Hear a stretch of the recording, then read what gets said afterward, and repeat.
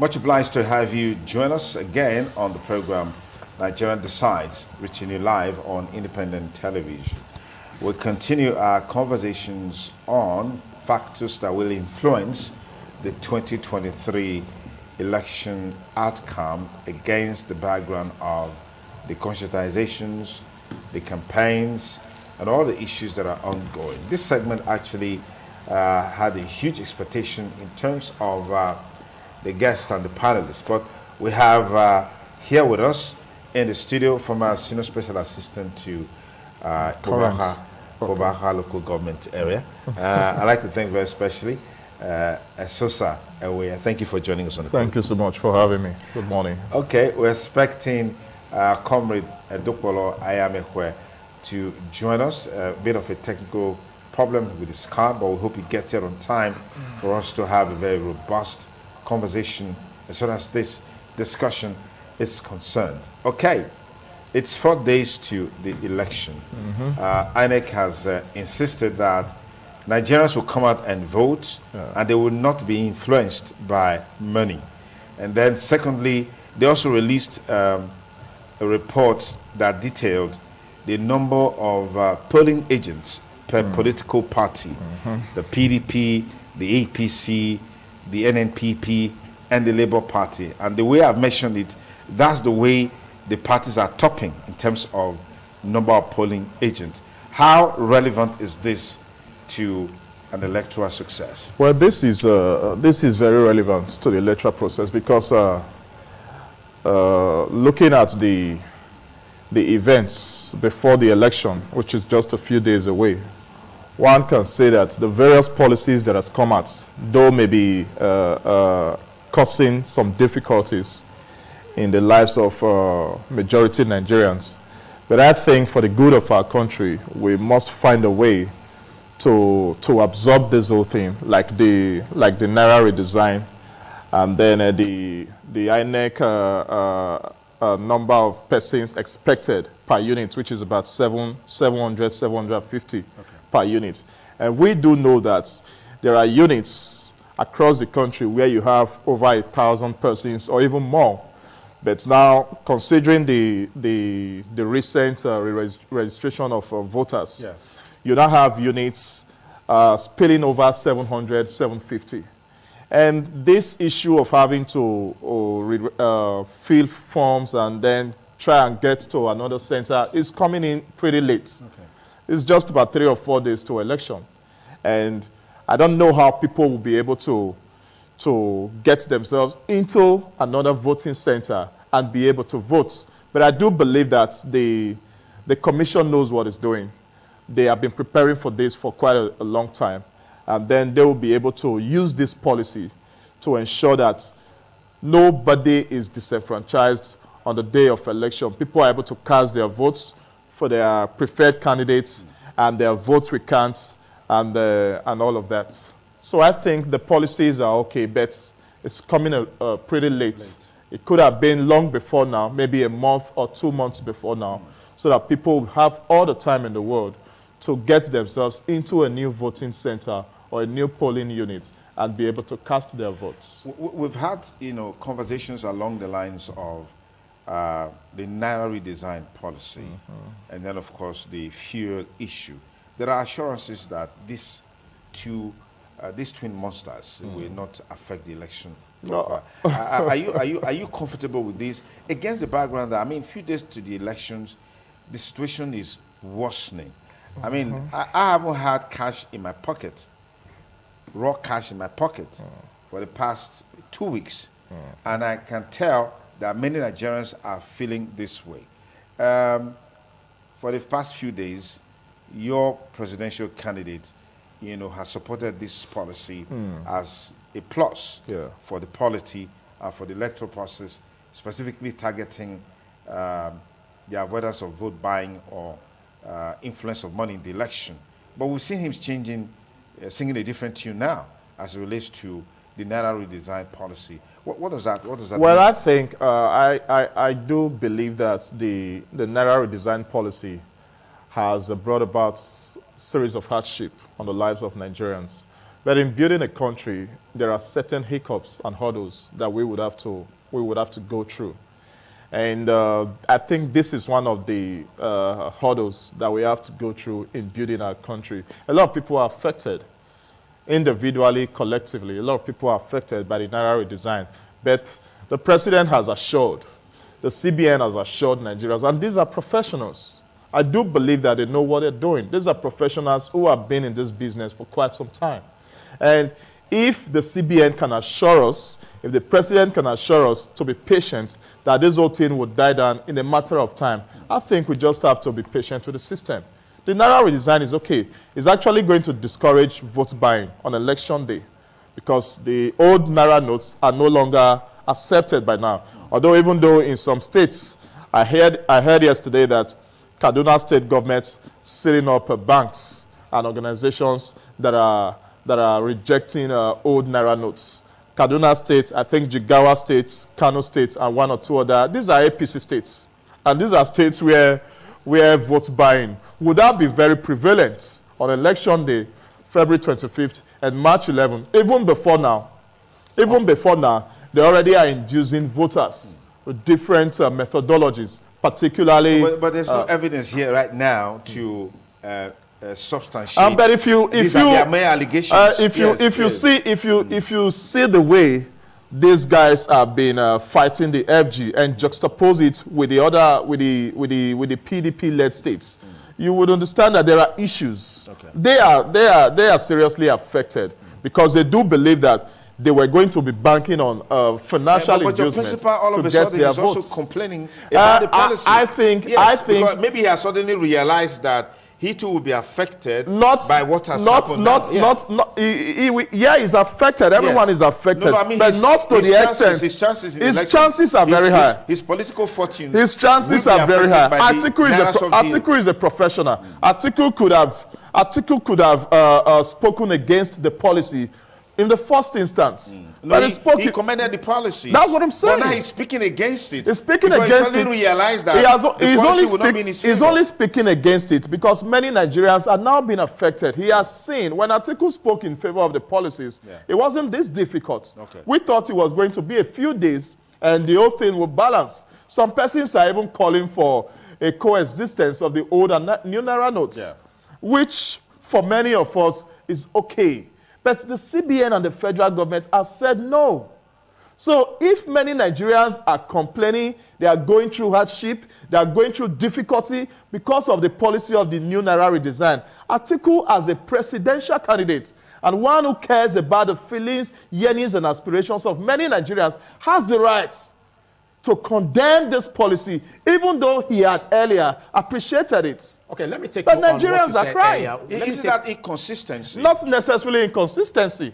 It's just care. Atiku cares. Okay, let me take you on what you said earlier concerning vote buying. Thank you so much. This could go a long way to also address it in terms of the Naira swap policy and the cash crunch.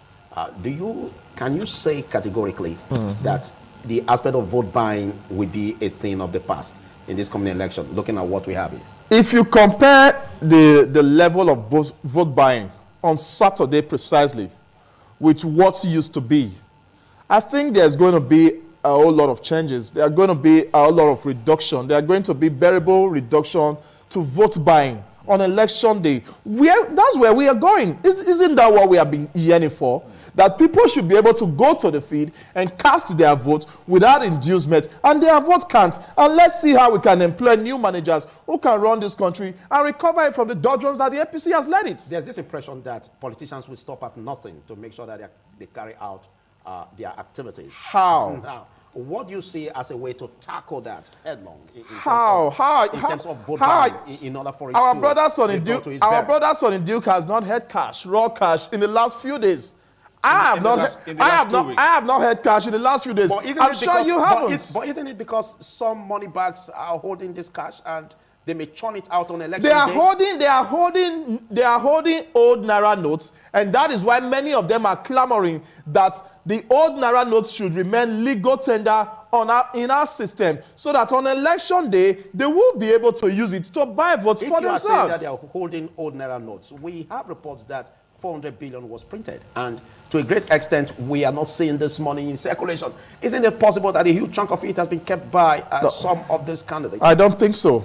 I do not think so. So what do you think? I don't think so. What do you think? I think the money is not enough in circulation. Okay. We could print more. Yes, there are old Naira notes that have been amassed and different votes across the country by political elements, especially of the APC extraction. But those old Naira notes, they will not be able to use it on election day. That is why they are crying foul all over the place. Have you ever seen any PDP governor or a PDP candidate coming to TV, coming to a public forum to condemn the policy? No. Okay, outside the petrol and the cash crisis, what do you see as a risk factor that could affect the election, if not properly? Security has to be properly checked. A lot of people are out there that have been employed. We have information. They have been employed by the APC to cause chaos. You see the chaos that was caused on Benin some few days ago, allegedly by the former governor, Adams Oshomole. But those are... It was even asked to be arrested. Just hold on a moment. Those are allegations, and it's inappropriate for allegations made that are... Would the police commissioner be wrong? Hold on. Allegations made that are not proven, that are not substantiated, to be made on a public space like this. We have to be very cautious on how we present this information. They're very, very important. So that's why I have to cut in. There was a protest in Benin. The protest was the result of people feeling disenchanted with the system by reason of not having access to so much so that those protesters could go ahead destroying billboards, destroying banners of political out of frustration. What has banner got to do with new Naira notes? What has banners and billboards and posters of a particular political party, the PDP in this case? Okay. You can check. They were all destroyed by these guys who were protesting on the streets of Benin over New Naira. How do you juxtapose banners with New Naira notes? You could have protested to the banks. You could have protested to government offices. What has banners got to do with New Naira notes? We have petitioned the police. We have petitioned the IG. And investigations are ongoing. From the reports that we have... Has the investigation been concluded? No, just hold on. From the bits and pieces of information. Investigations are ongoing. Yeah, do you have a report? I've just told you, investigations are ongoing. Do you have a report? You can't go ahead high as... A banner as high as 12 feet, 11 feet from the ground. Yeah. A protester climbs it up there, destroy the banner, bring it and set it on fire. They almost set New Benin on fire a few days ago. I'm sure you are aware. Yeah. So these are not, they don't have any way that they relate with what's on ground. Is this why you are concerned about insecurity as far as the election? Of course. Insecurity is a big deal in this election. And I do believe that the relevant authorities are on top of it to ensure that any political party, particularly the APC, that are out there to employ us because they know that they have lost the election from the word go. So they are trying to find a way. The election is on Saturday. It's on Saturday. It's yet to be conducted. And if you say they've lost the election, I'm wondering where you're getting that information from. It means that you probably have conducted your own election. No. Probably have your own result. You're probably going to announce. We have to wait until the election is conducted. Yeah. What these guys actually want is a postponement of the election. Because they've seen it. It's clear. It's crystal clear to them that they've lost it. Okay, let me take you on a point. That's why you don't even have them here on the studio today. Just so let me take you on a point. This country is ours. Yeah. With the advent of the current democratic practice in 1999, no doubt some gains were made. As painful as things are under the present administration, I also strongly believe that some gains have been made. The saddest part of the whole debate and conversation is that when a government is in power, you really don't see the impact made. You really don't see the gains. Because we are, in most cases, overwhelmed with politicking and don't see that. I give you a typical example. When former President Goodluck Jonathan was in power, in the election that led to his exit, I know all the issues that came to the fore, how people were talking, castigating him, saying all kinds of things. I strongly believe that when he's out of office, Nigerians will remember him. Eventually, when he left office today, we can make reference to that government and say, look, this was one good government that we have that we probably never appreciated. I mean, looking at comparison between what was then and what we have today, I'm very certain the same thing is going to play out when a new leadership comes into play or comes into position as far as this country is concerned. I'm saying all of this to say this or to ask you this question. The PDP had the opportunity to lead this country for 16 years. They did very well. The feeling is that if they actually did very well, as it should or as they should, perhaps that would have been a very formidable foundation to really put Nigeria on the trajectory of peace, progress, development, and economic sustainability. So, Niduke, I keep hammering on the PDP between 1999 and 2007. Tell us more. Because why?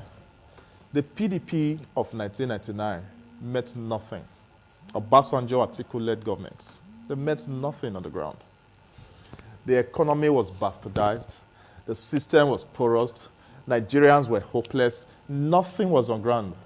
But when this administration came, Obasanjo Atiku-led administration, they had to quickly find a way to resuscitate an economy that was already dead. And I think we can be reasonable enough to commend these guys for the good job that they did between 1999 and 2007. Then leaving the country for Yaradua, and then to Jonathan, which you just made reference to. On what basis? On what basis, on the deal, my dear brother, are we going to be voting for the APC on Saturday?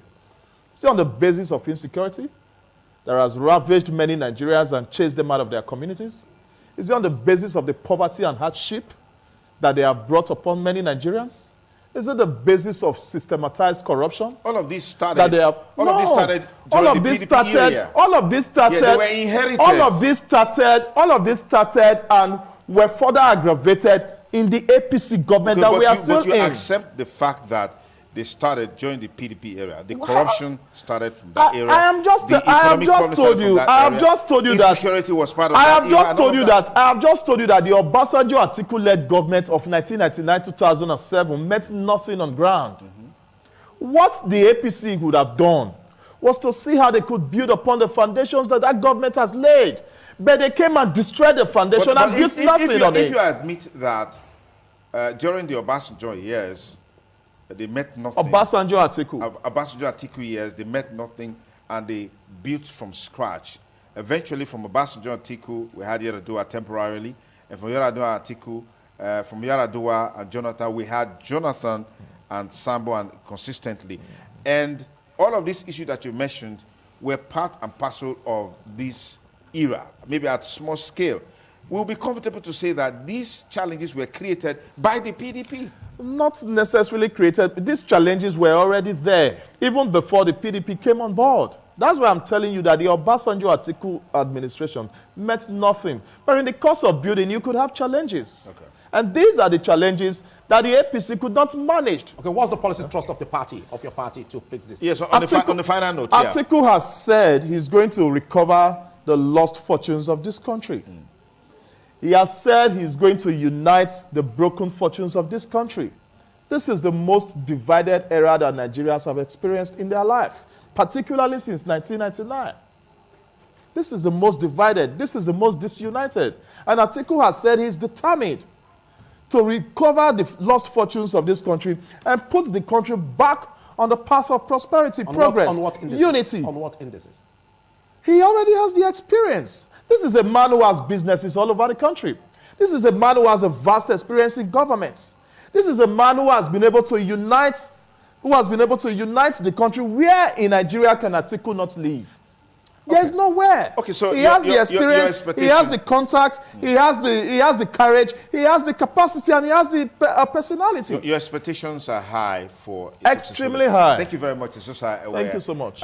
We actually thought that Dr. Ayamekwe would be able to get to the studio early enough for us to have this conversation. But as you know, the show, as I say, will always go on. I want to say big thanks to everyone that made the show a huge success. Philip, last word. Big thanks for being part of it. Okay, tomorrow is another day on Nigerian Decides live studios on independent television. Be sure to join us at 7 for a fresh edition of the show. Meanwhile, we're praying for Nigeria for the success of the 2023 general election. But make sure you get your PVC. If you pray, you don't have your PVC, and that prayer won't work. That's just the truth. You got to take action, because faith without work is dead. Have a beautiful day, and bye for now.